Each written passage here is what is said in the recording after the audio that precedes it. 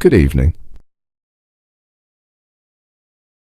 Today, Israel and the Israeli occupation forces launched terrifying and intense airstrikes on Sana'a airport. This is the fourth attack Israel has carried out on Yemen in less than a month.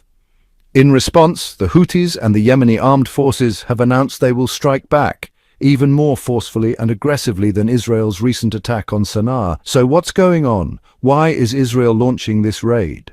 The situation is complex, and our actions are in response to perceived threats from the region. We believe these strikes are necessary for our national security. According to the Israeli Ministry of Defense, they sent out 10 fighter jets to carry out a massive strike on Sana'a International Airport, targeting what they claim are Houthi-linked sites. But here's the strange part. The Israeli military statement says they targeted the last remaining civilian aircraft at the airport. There were originally 4 civilian planes, and in previous Israeli raids, 3 had already been destroyed. This was the only one left. What's a civilian plane? It's the kind of plane that carries regular passengers. People traveling from places like Jeddah or Amman, maybe heading to Hajj, or patients flying for treatment, or students and business people. So, for Israel to claim that this last civilian plane was being used to transport weapons to the Houthis is outrageous. Just pure propaganda. Everyone knows it's a lie. Right now, Israel's basically only targeting civilians. They claim it's a response to the naval blockade Yemen imposed on the Haifa port and airport. Israel says since Yemen has imposed a sea and air blockade on us, we'll do the same.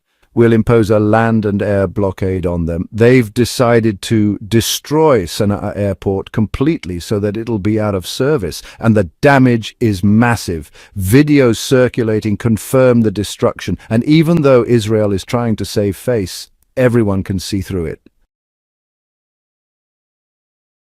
Now that the last civilian plane is gone, Yemenis face a real crisis. The nearest functioning airports are in Hadramaut and Aden. So imagine the burden on patients or travelers who now have to make this long and difficult journey across a war-torn country. It's heartbreaking. People are suffering and the journey is dangerous. We just want peace and the ability to travel safely. The situation is dire and we need help.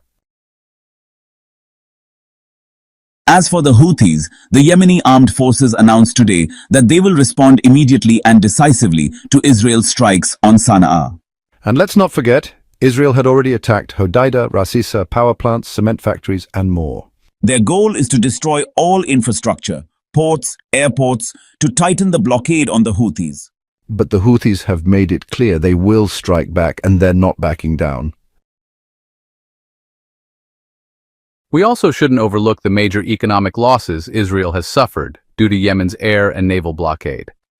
Even now, British Airways has cancelled dozens, maybe hundreds, of flights to Tel Aviv. Ben Gurion Airport is basically under a Yemeni-imposed no-fly zone. And here's a key point. According to the American magazine, The National Interest, President Trump is being advised to be thankful he was able to strike a deal with the Houthis so they wouldn't target U.S. ships in the Red Sea. The idea is, let the fight stay between the Houthis and Israel. The U.S. should stay out of it. Why? Because the national interest says the U.S. has already suffered losses of over $1 billion in less than a month. And despite all the American air power targeting places like Hodeidah, Ras Issa, or airports like Sana'a and Saada, they haven't been able to hit any actual Houthi leadership. Even when the U.S. sent the USS Harry Truman and aircraft carriers, they achieved nothing. They're using $2 million missiles to shoot down $2,000 drones launched by the Yemeni military. It's a completely one-sided fight, and the U.S. is the one losing. So what's the solution? The national interest says there's only one: lift the siege on Gaza.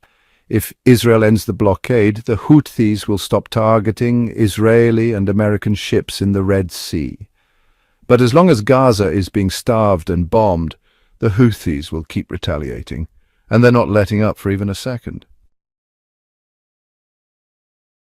So in the end, no matter how many attacks Israel or the US carry out on Sana'a airport, no matter if they destroy the last civilian plane, the Houthis will strike back, and they're proving capable of draining Israel's economy.